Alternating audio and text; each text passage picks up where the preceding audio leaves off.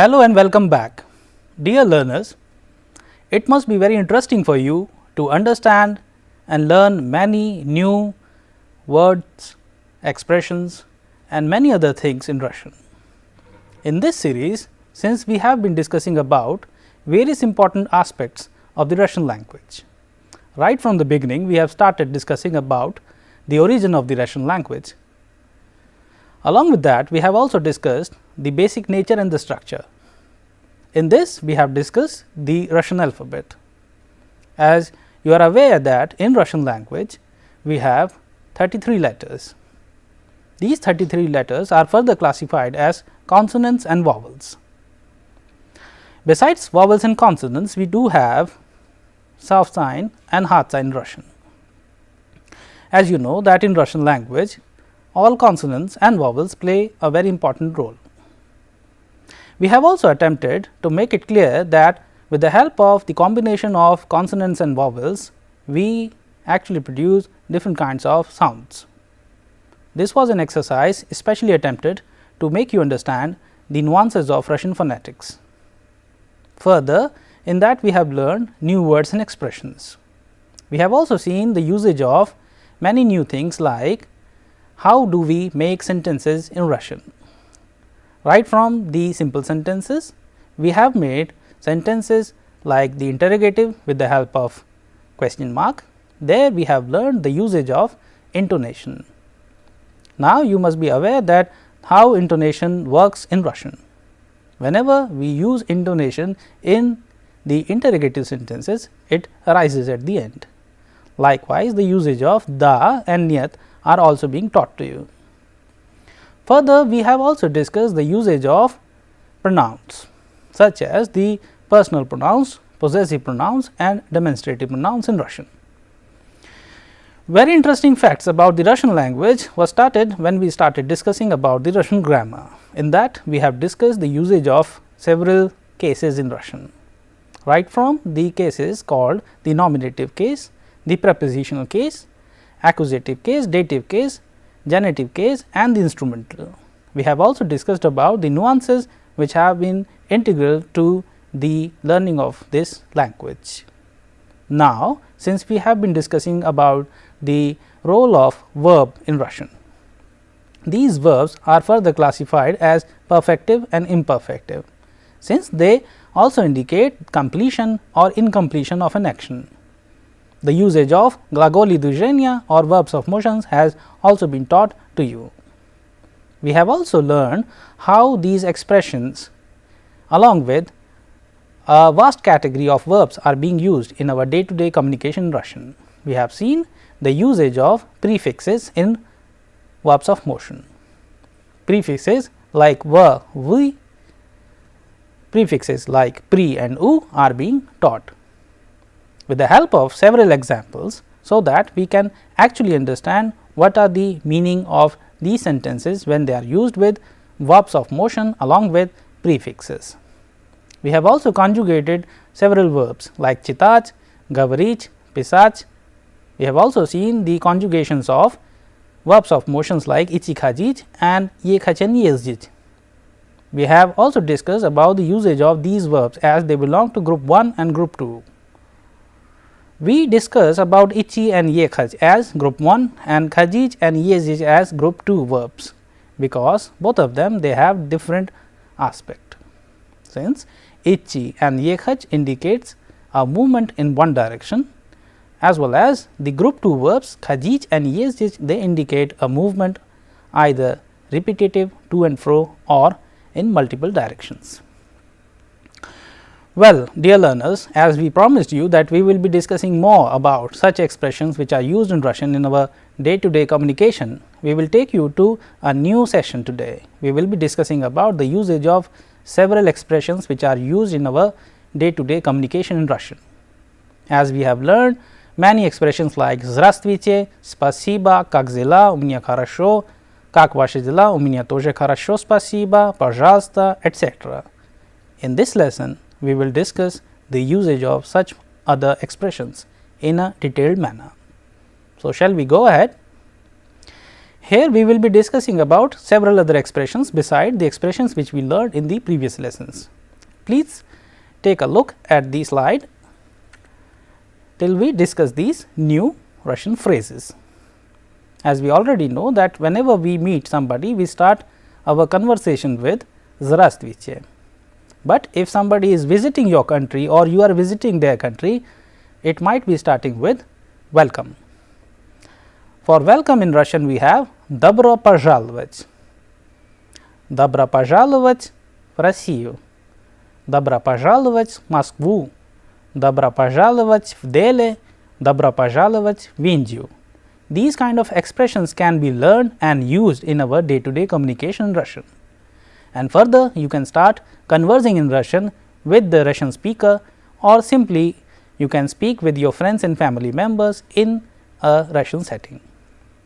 So, we have just learned a new Russian expression for welcome, that is Добро пожаловать. And Добро пожаловать always used with whenever there is a feminine gender noun, it will change, like Москва changes into Москву. Добро пожаловать куда? Добро пожаловать в Москву. Добро пожаловать в Индию. And likewise, since we have already acquired this knowledge that whenever we use name of a town, city or a country, we put the preposition в.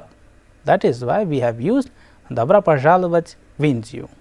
According to this, dear learners, let us understand a few more such expressions.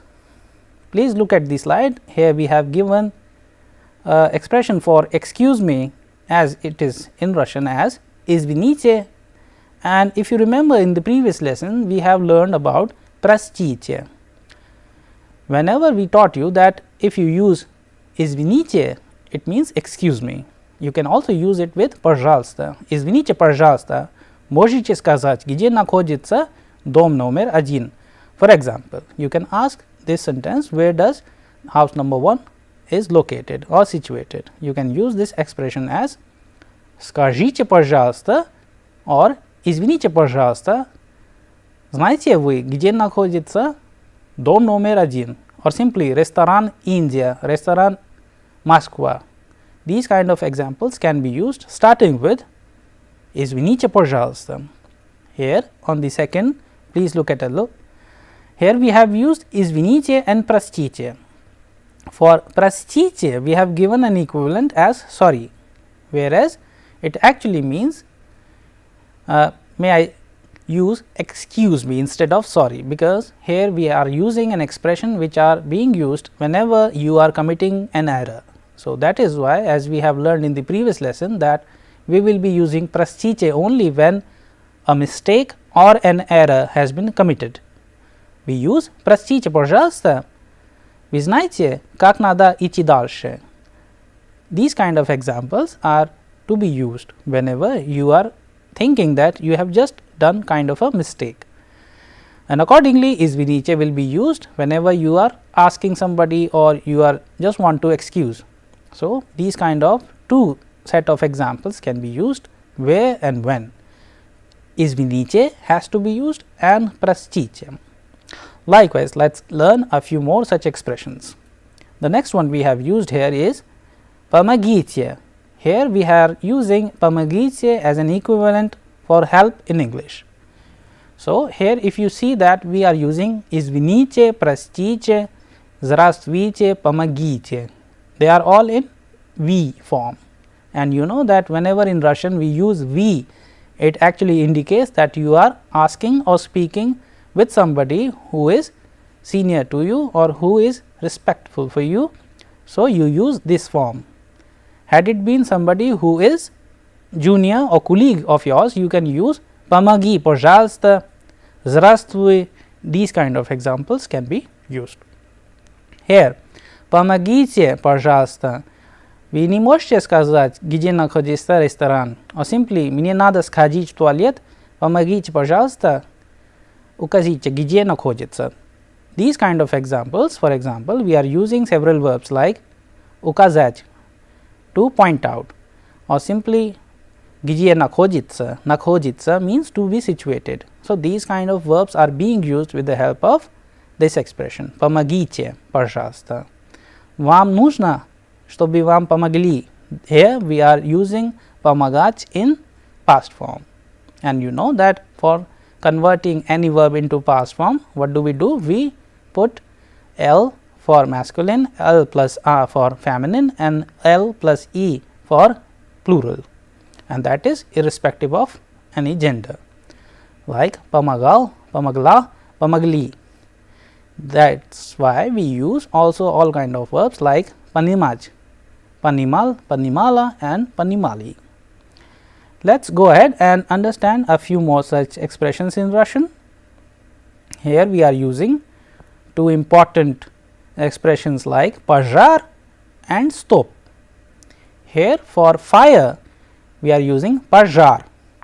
So, for example, if you are in Moscow or in a Russian speaking country, you find out that it is fire, then you can use пожар, and you can use помогите. Помогите, пожалуйста, пожар. So, it actually indicates that it is burning or it is fire here, help me please. So, with these kind of survival important verbs, important expressions, you can actually use in your day to day communication, so that you actually indicate these kind of expressions and express these kind of emotions. Sometimes you are also in distress and you find out that something is missing or something is happening which is not good. So, you can use these kind of expressions to actually express the right situation. Here we can again go to the slide and see that the last expression we have used here is stop.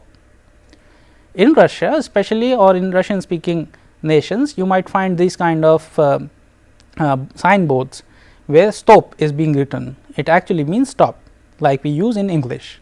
So, it actually indicates that you need to be stopped there. So, maybe for checking or maybe at the arrival in the airport or some other places where these kind of signboards can be found.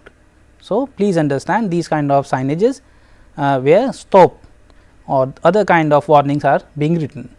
For example, we also use in Russian nilzya, which means prohibited. For example, nilzya kurich, nilzya pich means smoking is prohibited or drinking is prohibited. So, please understand the usage of such expressions in Russian and understand the exact meaning of these expressions. Well, dear learners, now since we have learned a few more new Russian expressions today, let us go to the next slide and understand a few more such important expressions in Russian. Here we have given you a list of such other expressions, like the first one, I understand. The equivalent in Russian is я понимаю. Again we have used another expressions for I don't understand. Here we are using я не понимаю. So, here what is the basic difference? The basic difference is не понимаю and понимаю. Whenever you want to say I don't, you use не in Russian. For example, я хочу, я не хочу means I want, I don't want. Likewise, we have я понимаю, I understand, я не понимаю, I don't understand. And for example, if you want to convert into past form, then you say я понял, я не понял. For example, I understood it completely and I don't understood this at all. That is why we have used the perfective form of the verb понимать as понять, in the past form as я понял, я не понял. You can also use ничего, я ничего не понял, I do not understand anything at all. So, these kind of expressions can be used in Russian to express the correct meaning. Let us go to the next expression now. Here we are using please speak more slowly. Пожалуйста, говорите помедленнее. In Russian, for different degrees we use different style. For example, for superlative degree of good we use better as in English, and in Russian also we have лучше. For хорошо we have лучше, and for плохо we have хуже, and accordingly for медленно, which means slow, we have медленнее. We put ye at the end. Here we have used Пожалуйста, говорите помедленнее. It actually indicates as please speak more slowly or slower. Accordingly, we have used another expressions for please write it down. Запишите, пожалуйста. Here, since you know that pisать, написать in Russian, it is a set of two verbs, one is perfective and one is imperfective, since pisать means to write, whereas написать means to write it completely. Accordingly, we also use записать to write, to begin writing, or to write, to start writing. That is why we have used this expression here as запишите, пожалуйста. Please start writing or writing it down. So, whenever you want to say something, for example, if somebody asking a number or address, something like that, you must use this expression.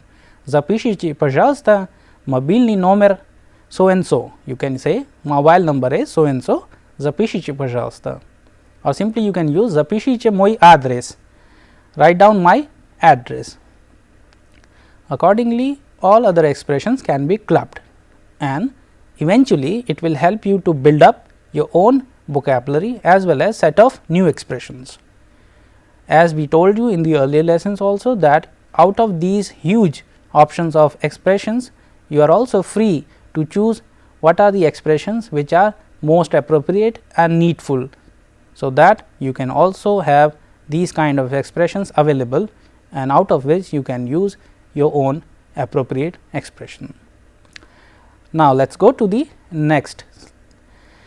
Here we have used again do you speak English, as we have done in the last lesson. Do you speak English, do you speak Russian? We have used вы говорите по-английски or вы говорите по-русски. So, for this you can use yes a little, да немного, or simply if you want to say the я вообще не знаю как надо говорить по-русски. For example, I do not know at all how to speak Russian, or simply you can also say я ничего не знаю, I do not know anything. Вы говорите по-русски? Нет, я не знаю. Simply no, I do not know. Да, я немного знаю, I know a little. So, these kind of different expressions for expressing one or more things, you can also use these kind of expressions along with several verbs like we just used, like я не знаю как говорить по-русски, я не знаю как говорить по-английски, я не знаю как надо написать на хинди. Here we have used another verb написать. So, these kind of verbs can be used as and when they are required depending upon the context and situation. Let us go to the next slide now and understand a few more such new expressions. Here we have used one expression like, for example, where is the toilet? If you are in Russia, you might ask this one, or simply if a Russian speaker is visiting your country, you can also use this, you can understand this while he or she speaks. Where is the toilet as где находится туалет? Вы можете сказать где находится туалет? Then further you have toilets like дамская, ladies, and мужское for men. Further these can be classified, you will be learning about them since we have used дамская and мужское. But the most important thing is to understand the meaning. So, whenever they are using где находится, скажите пожалуйста, вы не можете сказать, these kind of examples can be used as per the context. So, you must always remember when and how to use these expressions, but please understand and please remember that only one expression has to be used at a time. They should not be mixed. Well, let us go to the next expression. Here we have used how do you say in Russian, for example, как сказать по-русски. So, for example, if you are visiting a Russian speaking country and if you want to find out something, you want to know how does it called, then you say как надо сказать по-русски or как сказать по-русски, anything. Как сказать пен по-русски? По-русски pen называется ручка. So, a pen is known as ручка in Russian. So, the other person might reply like this if you ask him or her in that manner. Wie możecie сказать, как называется pen по-русски, or simple a book по-русски, he might say or she might say that a book, for example, называется книга. A pen is known as ручка. A bottle is known as бутылка. Минеральная вода or mineral water. Отель, hotel. Restaurant, restaurant. Туалет, toilet. Magazine, shop. Bazaar is also bazaar as well as рынок in Russian, and several other such examples. Кинотеатр, movie theater, theater, theater, and улица номер, street number, or these kind of other such expressions which are very important while you walk around these kind of places where Russian is spoken. Let us now go to the next expression now and understand how much is this. Here we have used skolka это стоит. So, in Russian we always use skolka это стоит, and as you know that we actually discussed about when and how to use skolka, and it falls into the category of a case called the разделительный падеж or the genitive. For example, like we have just understand and learn how do we do counting in Russian. So, for example, if the currency is dollar, $1, $2, $3, $4, $5. Сколько это стоит? $5. Сколько это стоит? $4. Сколько это стоит? $2. And likewise you have ruble in Russian. 1 рубль, 2 рубля, 3 рубля, 4 рубля, 5 рублей. These kind of examples can be used whenever you are asking сколько это стоит, you might receive a reply in that sense where currency is involved. Like this, let us understand a few more such examples. Here we have used thank you very much, like огромное спасибо, спасибо большое, or большое спасибо. And if you remember that in the previous lesson we have also discussed when to use пожалуйста, when to use не за что, and when to use спасибо. Sometimes depending upon the context we use пожалуйста as спасибо. We also use спасибо with огромное, большое when we use to say that thank you very much or thanks a lot, and we use не за что, and that is an appropriate expression for saying mention not. With these examples we have just learned that we can use almost all these expressions in our day to day communication, and you can actually use all of them when you are being visited by a Russian speaker or you yourself visit Russian speaking country. So, let us assume that we are doing a dialogue, you are visiting Russia. So, you can start with simply здравствуйте, как надо найти. Найти is a verb we use for finding out. Как надо найти хороший отель, how to find a good hotel. Отель рядом находится, the hotel is located nearby.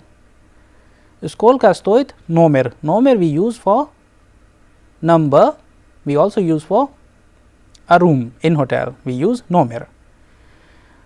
Номер стоит $100 за ночь. For one night it is $100. So, these kind of examples you can use and can be learned in the sense that whenever you are going to visit Russia or whenever you are being visited by a Russian speaker, you can actually expect these kind of conversations. Likewise, if a Russian speaker is visiting India, you can welcome him or her like добро пожаловать в Индию. Аэропорт находится недалеко. Город называется Дели. В этом городе очень много людей живут. For example, the city is not far from the airport. In this city there are many people live. Such kind of expressions with which you can start conversation. Simply you can also use certain expressions like "Я живу в Delhi", "Я живу со своей семьей", I live in Delhi, I live with my family in Delhi, or simply you can also use several other such examples. Сегодня погода хорошая, сегодня погода не очень хорошая, сегодня идет дождь. For example, today weather is good, today weather is not good, and today it's raining. These kind of expressions must be learned and used whenever you are conversing in Russian. Likewise, you can also use several other such expressions like which we have just learned. Whenever you are visiting somebody, you can start your conversation with "Здравствуйте", "Как дела", "Всё хорошо", "Всё нормально", "Пойдем", "Поехали", these kind of things. "Пойдем" we use for movement, let's go, and "Поехали" means let's go, especially by transport, maybe by car, maybe by bus. So, these kind of expressions are oftenly used in Russian. Dear learners, since today we have learned a good number of such expressions and we believe that you must be learning them, and as we have advised you that you must learn them naizust, which means to learn them by heart. We will be discussing about more such expressions in our upcoming lesson, and we will be discovering more interesting facts about the Russian culture. We will be discussing about the Russian cuisine. With this, I conclude this session. Thank you.